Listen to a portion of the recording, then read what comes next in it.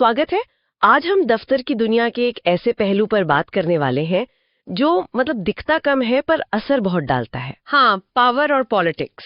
हमारे पास स्रोत के तौर पर एक स्टडी मटेरियल है unit8.pdf जो ऑर्गेनाइजेशनल बिहेवियर के इन जरूरी हिस्सों पर काफी रोशनी डालता है। तो आज हमारा इरादा है कि इस मटेरियल से जो काम की बातें हैं वो निकालें। जैसे असल में ये पावर चीज क्या है, ये आती कहां से है, लोग इसे इस्तेमाल कैसे करते हैं, और दफ्तर में सही गलत नैतिकता से इसका क्या लेना देना है। चलिए इसको खोलकर समझते हैं जरा। बिल्कुल। और देखिए, ये समझना जरूरी है कि कोई भी ऑफिस या संगठन सिर्फ वो बिल्डिंग और डिपार्टमेंट्स का ढांचा नहीं होता। हाँ, सही बात है। ये एक तरह का सामाजिक मैदान भी है जहाँ लोग आगे बढ़ने के लिए या जो सीमित मौके होते हैं उनके लिए आपस में होड़ करते हैं, और यहीं पर वो पावर का खेल सामने आता है।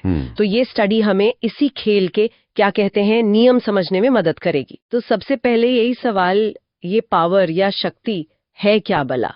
आमतौर पर तो यही लगता है कि भाई दूसरों से अपनी बात मनवा लेना। कुछ पुरानी परिभाषाएं जैसा कि स्रोत में भी है, वो जोर जबरदस्ती पर ज्यादा ध्यान देती थी। हाँ, वो शुरुआती दौर में ऐसा सोचा जाता था, बिल्कुल। लेकिन बाद के जो विचार आए, जैसे फ्रेंच और रेविन ने बताया, उन्होंने ये साफ किया कि जबरदस्ती तो पावर दिखाने का बस एक तरीका है, कई तरीकों में से सिर्फ एक ज्यादा बेहतर नजरिया ये है कि पावर असल में किसी व्यक्ति की वो काबिलियत है जिससे वो संगठन के अंदर अपने मनचाहे नतीजे या लक्ष्य हासिल कर पाता है। अच्छा, ये सिर्फ दूसरों को दबाना नहीं है, बल्कि अपने मकसद पूरे करना है असल में। और ये भी दिलचस्प है कि जो मशहूर थ्योरी ऑफ नीड्स है, उसके मुताबिक जैसे लोगों को कामयाबी चाहिए होती है, अपनापन चाहिए होता है, वैसे ही पावर भी एक बहुत बड़ी अंदरूनी जरूरत है। लोग ताकत इसलिए चाहते हैं क्योंकि इससे उन्हें अपनी मर्जी चलाना है और चीजों को कंट्रोल करने का एक एहसास मिलता है। एक विचारक थे कपलान, उन्होंने इसके 3 पहलू बताए थे: कितना असर है, वेट; कितने लोगों पर असर है, डोमेन; और किन चीजों पर असर डाल सकते हैं, स्कोप। स्रोत में पावर के 2 चेहरों का जिक्र है, एक अच्छा और एक बुरा। ये सुनने में बड़ा दिलचस्प लग रहा है। हाँ, मैकलेलैंड ने ये विचार दिया था। तो जो अच्छा चेहरा है, जिसे वो सोशल पावर कहते हैं, वो तब होता है जब पावर का इस्तेमाल लोगों को साथ लेकर चलने, उन्हें मोटिवेट करने और टीम के भले के लिए होता है। अच्छा, टीम के लिए। हाँ। और वहीं जो बुरा चेहरा है, जिसे पर्सनल पावर कहते हैं, वो तब है जब कोई सिर्फ अपने दबदबे और कंट्रोल के लिए ताकत का इस्तेमाल करता है। आप इसे ऐसे समझ सकते हैं: सबको साथ लेकर चलने वाली ताकत बनाम दूसरों पर हावी होने वाली ताकत। अच्छा, तो एक तरफ टीम का फायदा देखा जा रहा है और दूसरी तरफ सिर्फ अपना फायदा और अपना कंट्रोल। जैसे स्रोत में यौन उत्पीड़न का जिक्र है, वो शायद इसी पर्सनल पावर के गलत इस्तेमाल का एक बहुत भयानक उदाहरण है, जहां मकसद सिर्फ दूसरे पर काबू पाना होता है। बिल्कुल बिल्कुल, वो एक क्लासिक उदाहरण है। अब एक और सवाल मन में आता है, ये पावर और प्रभाव यानी इन्फ्लुएंस, इसमें क्या फर्क है? क्या ये एक ही बात है या कुछ अलग है? स्रोत कहता है कि प्रभाव दिखाता है कि पावर काम कैसे करती है। हाँ, ये काफी मिलते जुलते शब्द हैं, लेकिन इनमें एक बारीक सा फर्क है। प्रभाव का दायरा अक्सर पावर से बड़ा हो सकता है और ये लीडरशिप से ज्यादा जुड़ा होता है आमतौर पर। ये लोगों की सोच और उनके बर्ताव दोनों को बदल सकता है। लेकिन सबसे बड़ा फर्क शायद ये है कि प्रभाव से जो बदलाव आता है वो ज्यादातर दिल से होता है, लोग मानकर करते हैं। अच्छा, स्वेच्छा से। हाँ, स्वेच्छा से। जबकि पावर से अक्सर सिर्फ अनुपालन मिलता है, जिसे कंप्लायंस कहते हैं। यानी लोग कहा तो मान लेते हैं, पर शायद मन से राजी ना हो या डर से मान रहे हो। आप सोचिए, जब कोई आपको प्रभावित करने की कोशिश करता है तो 3 तरह की प्रतिक्रिया हो सकती है। आप या तो विरोध करेंगे, रेजिस्टेंस, या बेमन से मान लेंगे, कंप्लायंस, या फिर आप पूरे दिल से साथ देंगे और वो काम करेंगे, कमिटमेंट। तो प्रभाव से कमिटमेंट मिलने की उम्मीद ज्यादा होती है। ये बात तो सही है। चलिए अब इस पर आते कि ये पावर, ये शक्ति आती कहां से है। स्रोत में फ्रेंच और रेवन के दिए गए पावर के आधारों का जिक्र है। पहले 5 बताए थे, फिर एक छठा भी जोड़ा गया। एक एक करके समझते हैं इनको जरा। हाँ जरूर। तो पहला है निग्रह शक्ति, कोएर्सिव पावर। निग्रह शक्ति? हाँ, ये पूरी तरह डर पर आधारित है, सजा का डर। जैसे बॉस का धमकाना कि भाई सैलरी काट लूंगा, या प्रमोशन रोक दूंगा, या नौकरी से निकाल दूंगा। लोग बात इसलिए मानते हैं क्योंकि उन्हें बुरे अंजाम से बचना होता है। और दूसरा फिर ठीक इसका उल्टा है, पुरस्कार शक्ति, रिवॉर्ड पावर। बिल्कुल। ये फायदे देने की क्षमता से आती है, जैसे प्रमोशन देना, बोनस देना या सबके सामने तारीफ कर देना।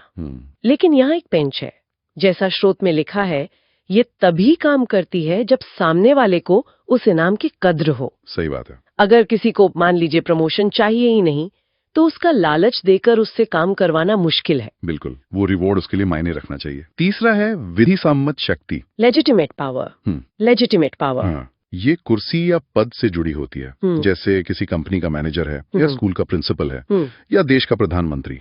ये ताकत उस व्यक्ति में नहीं, उसके पद में होती है, और इसी पद के कारण उन्हें अक्सर इनाम देने या सजा देने का अधिकार भी मिल जाता है। वो निग्रह और पुरस्कार शक्ति भी इसी से जुड़ जाती है कई बार। चौथा बड़ा दिलचस्प है संदर्भ शक्ति। ये आती है इज्जत, पसंद या पहचान से। जब लोग किसी लीडर की बहुत इज्जत करते हैं, उन्हें पसंद करते हैं या उनके जैसा बनना चाहते हैं, तो वे उनसे प्रभावित होते हैं। स्रोत में सेलिब्रिटीज का उदाहरण दिया है जो बहुत अच्छा है। लोग उनके कहने पर चीजें खरीद लेते हैं, है ना? भले ही वो सेलिब्रिटी उस चीज का एक्सपर्ट ना हो। सिर्फ इसलिए क्योंकि लोग उसे पसंद करते हैं या उससे रिलेट करते हैं। बिल्कुल, लेकिन इसमें जैसा आपने कहा इज्जत, तो भरोसा बहुत जरूरी है। सिर्फ करिश्मा या चाम होना काफी नहीं है। अगर कोई लीडर ऐसे फैसले लेता है जो भरोसे के लायक नहीं, तो लोग धीरे धीरे उससे जुड़ाव महसूस करना बंद कर देते हैं और ये पावर कम हो जाती है।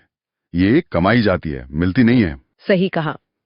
पांचवा है विशेषज्ञ शक्ति, एक्सपर्ट पावर। ये तो नाम से ही जाहिर है। ज्ञान, कौशल या महारत से आती है। जब लोगों को लगता है कि भाई इस व्यक्ति के पास किसी खास विषय की गहरी जानकारी है, तो वो उसकी सलाह मानते हैं। जैसे कोई निवेश सलाहकार है, जब वो किसी शेयर के बारे में भरोसे से कुछ कहता है, तो लोग उसकी बात पर शायद ज्यादा यकीन करते हैं। बिल्कुल, और मजे की बात यह है कि ये सामने वाले की सोच पर भी निर्भर करता है। मतलब जितनी मुश्किल समस्या होगी, उतना ही हमें एक्सपर्ट की जरूरत महसूस होगी और उसकी पावर बढ़ेगी। आपने देखा होगा कई विज्ञापनों में कैसे एक्टर्स को डॉक्टर या कोई एक्सपर्ट बनाकर पेश किया जाता है। हाँ, बिल्कुल, सफेद कोट पहनाकर। हाँ, वो इसी एक्सपर्ट पावर का इस्तेमाल करने की कोशिश है ताकि लोग प्रोडक्ट पर भरोसा करें। हाँ, ये भी है कि ये पावर बहुत दायरे में बंधी होती है। जैसे एक सॉफ्टवेयर इंजीनियर कंप्यूटर ठीक करने में तो एक्सपर्ट है, पर शायद मार्केटिंग स्ट्रेटेजी बनाने में उसकी कोई ना सुने। हाँ, ये बात तो है। और छठा जो बाद में जोड़ा गया वो है सूचनात्मक शक्ति, इंफॉर्मेशनल पावर। ये जानकारी और तर्क पर आधारित है। हाँ, जब किसी के पास ऐसी जानकारी होती है जो दूसरों के पास नहीं है और वो उसका इस्तेमाल करके लोगों को कुछ करने के लिए मना सकता है, तो वो सूचनात्मक शक्ति का इस्तेमाल कर रहा है। स्रोत एक रोचक बात बताता है कि कभी-कभी सीधे बताने के बजाय अगर जानकारी घुमा फिरा कर दी जाए, जैसे अंदर की खबर है या मैंने सुना है कि, अच्छा, हाँ, तो वो ज्यादा असरदार होती है। शायद इसलिए कि लोगों को लगता है कि ये ज्यादा सच्ची है और उन्हें सीधे टारगेट नहीं किया जा रहा। ये सब सुनने के बाद एक बात तो साफ लग रही है कि पावर का लेना देना काफी हद तक निर्भरता यानी डिपेंडेंसी से है, जैसा स्रोत भी कह रहा है। एकदम सही कहा आपने। आप किसी पर जितने ज्यादा निर्भर होंगे, उस व्यक्ति के पास आपको प्रभावित करने की उतनी ही ज्यादा पावर होगी। ये निर्भरता 3 चीजों से तय होती है, जैसा मिन्सबर्ग ने बताया था। वो चीज कितनी महत्वपूर्ण है, इम्पोर्टेंस, कितनी दुर्लभ है, स्कैर्सिटी, मतलब आसानी से मिलती है या नहीं, ठीक है, और क्या उसका कोई विकल्प नॉन सब्स्टिट्यूटेबिलिटी मौजूद है या नहीं। मतलब उदाहरण के तौर पर अगर कोई ऐसी चीज या सेवा दे रहा है जो बहुत जरूरी है, जैसे मान लीजिए फेसबुक के लिए कोई टॉप का सॉफ्टवेयर डेवलपर, या वो आसानी से मिलती नहीं, जैसे किसी खास बीमारी का स्पेशलिस्ट डॉक्टर किसी छोटे शहर में, बिल्कुल, और उसका कोई दूसरा आसान विकल्प भी ना हो, जैसे कोई खास मशीन चलाने वाला इकलौता कारीगर, तो जाहिर है लोग उस पर निर्भर होंगे और उसकी पावर बढ़ जाएगी। बिल्कुल से, यही निर्भरता पावर की चाबी है। अच्छा, अब जब लोगों के पास पावर आ जाती है, तो वो इसे इस्तेमाल करने के लिए क्या तरीके, क्या रणनीतियां अपनाते हैं। स्रोत में 9 रणनीतियों यानी पावर टैक्टिक्स का जिक्र है। इनको भी फटाफट देख लेते हैं। हाँ, ये रणनीतियां दिखाती हैं कि पावर असल में काम कैसे करती है डे टू डे में। पहली है तर्क संगत अनुनय, रैशनल पर्सुएजन, लॉजिक और फैक्ट्स। लॉजिक और फैक्ट्स के आधार पर किसी को मनाना। इसमें एक बड़ा दिलचस्प प्रयोग का जिक्र है, कॉपी मशीन वाला। हाँ, मैंने भी पढ़ा। उसमें पाया गया कि अगर आप कोई भी कारण बता दें, चाहे वो कितना भी मामूली क्यों ना हो, जैसे क्योंकि मुझे जेरोक्स करना है, हाँ, तो लोग आपकी बात मानने को ज्यादा तैयार हो जाते हैं, बजाय इसके कि आप बिना कोई कारण बताए बस मदद मांगे। है ना जी, बस कोई वजह होनी चाहिए। हाँ। दूसरी है प्रेरक अपील, इंस्पिरेशनल अपील्स। ये है भावनाओं को जगाने का तरीका। इमोशंस। हाँ, लोगों के मूल्यों, उनकी उम्मीदों या जज्बातों को छूकर उन्हें किसी काम के लिए प्रेरित करना, जैसे किसी नेता का जोशिया भाषण जो लोगों में देशभक्ति जगा दे। ठीक है। तीसरी है परामर्श, कंसल्टेशन। इसमें आप जिस व्यक्ति को प्रभावित करना चाहते हैं उसे फैसले लेने की प्रक्रिया में शामिल कर लेते हैं, उसकी राय पूछते हैं। इससे उन्हें लगता है कि हाँ भाई, हमारी भी सुनी जा रही है, हम भी इसका हिस्सा हैं। चौथी है चाटुकारिता मित्रता, इंग्रेसिएशन, मतलब सीधा सीधा मस्का लगाना। हाँ बिल्कुल, अपनी बात मनवाने से पहले सामने वाले की थोड़ी तारीफ कर देना, उससे दोस्ती जताना, ताकि वो अच्छे मूड में आ जाए और बात मान ले। और पांचवी है व्यक्तिगत अपील, पर्सनल अपील्स। हाँ, ये दोस्ती या पुराने रिश्तों का वास्ता देकर काम निकलवाने की कोशिश है। यार देख, हम दोस्त है ना, मेरे लिए इतना नहीं कर सकता टाइप की बात। सही। और छठी है विनिमय, एक्सचेंज। ये लेन देन पर आधारित है। अच्छा, तुम मेरा ये काम करो, मैं तुम्हारा वो कर दूंगा। हाँ, या फिर मैंने पिछली बार तुम्हारी मदद की थी, अब तुम मेरी करो। एक तरह का एहसान जताना और वापस मांगना। सातवीं है गठबंधन, कोलिशन टैक्टिक्स, मतलब टीम बना लेना। हाँ, अगर अकेले बात नहीं बन रही तो दूसरों को साथ मिला लेना, अपनी बात में वजन लाने के लिए ग्रुप बना लेना, जैसे ट्रेड यूनियन करती हैं अपनी मांगे मनवाने के लिए। आठवीं थोड़ी सीधी और शायद थोड़ी सख्त है, दबाव, प्रेशर टैक्टिक्स। हाँ, ये थोड़ी डायरेक्ट है। इसमें सीधे सीधे मांग रखना, चेतावनी देना या धमकाना शामिल है। ये तरीका अक्सर लोग तब इस्तेमाल करते हैं जब बाकी नर्म तरीके काम ना करें। और नौवीं है वैधता, लेजिटिमेटिंग टैक्टिक्स। ये क्या है? इसमें यह जताया जाता है कि आप जो कह रहे हैं या जो मांग रहे हैं वो नियमों के मुताबिक है, या कंपनी की पॉलिसी के हिसाब से है, या फिर ऊपर वालों का मतलब मैनेजमेंट का आदेश है। इससे आपकी मांग को एक किस्म की ऑफिशियल वैलिडिटी मतलब वैधता मिल जाती है। समझ गई। तो ये तो हुए पावर इस्तेमाल करने के तरीके, लेकिन जैसा हमने पहले भी इशारा किया था, पावर का गलत इस्तेमाल भी हो सकता है। और स्रोत यौन उत्पीड़न यानी सेक्सुअल हरासमेंट के गंभीर मुद्दे पर भी बात करता है। हाँ, और ये बहुत जरूरी मुद्दा है। ये सीधे तौर पर पावर के गलत बंटवारे और उसके दुरुपयोग से जुड़ा हुआ है। स्रोत बताता है कि इसमें अक्सर या तो निग्रह शक्ति का इस्तेमाल होता है, जैसे क्विड प्रो क्वो कहते हैं, मतलब कुछ के बदले कुछ, जैसे नौकरी या प्रमोशन का लालच देकर या धमकी देकर कोई फायदा उठाना, या फिर ऑफिस का माहौल ही ऐसा बना दिया जाता है जो डरावना हो, असहज हो, जिसे हॉस्टाइल वर्क एनवायरनमेंट कहते हैं। हाँ, 1991 के अनीता हिल मामले का जिक्र है, जिसके बाद इस मुद्दे पर दुनिया भर में गंभीरता से ध्यान गया। बिल्कुल, और क्योंकि पावर का संतुलन बिगड़ा होता है, ऊंचा पद होता है, तो अक्सर ऐसे मामलों में शक्तिशाली व्यक्ति बच निकलता है। लेकिन ये सिर्फ बॉस और सबऑर्डिनेट का मामला नहीं है। स्रोत ये भी इशारा करता है कि साथ काम करने वाले सहकर्मी भी अपनी पहुंच, अपनी जानकारी या ग्रुप का इस्तेमाल करके उत्पीड़न कर सकते हैं। अच्छा, सहकर्मी भी? हाँ, और कुछ दुर्लभ मामलों में तो ऐसा भी देखा गया है कि पुरुष अधीनस्थ मतलब मेल सबऑर्डिनेट्स अपनी महिला बॉस की स्थिति को कमजोर करने के लिए या पावर डायनामिक्स को बदलने के लिए उन्हें परेशान करते हैं। असर गलत है, और ये मैनेजमेंट की जिम्मेदारी है कि वो इसे रोकने के लिए ठोस नीतियां बनाए, लोगों को जागरूक करें और एक सुरक्षित माहौल बनाए जहां हर कोई इज्जत और बिना डर के काम कर सके। हाँ, ये बहुत महत्वपूर्ण जिम्मेदारी है। तो क्या हम ये कह सकते हैं कि ऑफिस में पावर का ये जो इस्तेमाल है, चाहे सही हो या गलत, यही संगठनात्मक राजनीति या ऑर्गेनाइजेशनल पॉलिटिक्स है? काफी हद तक हाँ। इसे ऐसी गतिविधियों के रूप में देखा जाता है जो भले ही किसी के जॉब डिस्क्रिप्शन का सीधा हिस्सा न हो, पर जिनका मकसद संगठन के अंदर फायदों और नुकसानों के बंटवारे को अपने हक में करना होता है। मतलब अपने फायदे के लिए जोड़ तोड़ करना। हाँ, एक तरह से। और ये रोजमर्रा की बात है, हर ऑफिस में होती है, कम या ज्यादा। ये वैध भी हो सकती है, जैसे अपना नेटवर्क बनाना, सही लोगों से जान पहचान रखना, या कभी कभी नियमों का सख्ती से पालन करके किसी के काम में अड़ंगा डालना भी एक तरह की पॉलिटिक्स हो सकती है। और नाजायज भी हो सकती है। नाजायज मतलब? जैसे किसी की छवि खराब करना, झूठी अफवाहें फैलाना, किसी का क्रेडिट चुराना या जानबूझकर किसी का काम बिगाड़ना, ये सब नाजायज पॉलिटिक्स में आता है। अब सवाल ये है कि लोग ये पॉलिटिक्स करते क्यों हैं? क्या कारण है इसके पीछे? स्रोत दो तरह के कारण बताता है, कुछ व्यक्तिगत होते हैं और कुछ संगठन से जुड़े होते हैं। हाँ। व्यक्तिगत कारणों में वो लोग आते हैं जो माहौल देखकर खुद को फौरन ढाल लेते हैं, हाई सेल्फ मॉनिटर्स, या जिन्हें लगता है कि वो हालात को कंट्रोल कर सकते हैं, इंटरनल लोकस ऑफ कंट्रोल, और जिनमें पावर पाने की बहुत ज्यादा इच्छा होती है।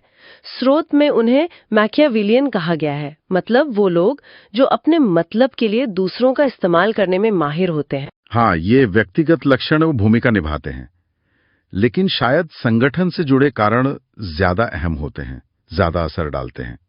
जैसे जब संसाधन कम हो, मान लीजिए बजट कम है या नौकरियां घट रही हैं, हाँ। या प्रमोशन के मौके हो और कई लोग दावेदार हो, जब ये साफ ना हो कि किसका क्या काम है, किसकी क्या जिम्मेदारी है, रोल एम्बिग्विटी, या जब लोगों में एक दूसरे पर भरोसा कम हो, शक का माहौल हो, ऐसी स्थितियों में पॉलिटिक्स बढ़ जाती है। लोग असुरक्षित महसूस करते हैं और अपने बचाव या फायदे के लिए पॉलिटिक्स का सहारा लेते हैं।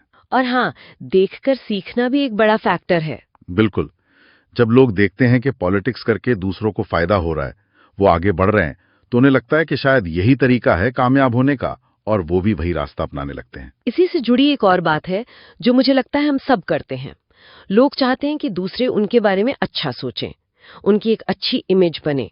इसे स्रोत में छवि प्रबंधन या इम्प्रेशन मैनेजमेंट कहा गया है। ये क्या है? हाँ, ये अपनी इमेज बनाने या बचाने की कला है, और ये ऑफिस में बहुत जरूरी स्किल भी मानी जाती है कई बार। हम सब ये किसी न किसी हद तक करते ही हैं। हाँ। स्रोत में बोलेनो और उनके साथियों ने कई तरीके बताए इसके।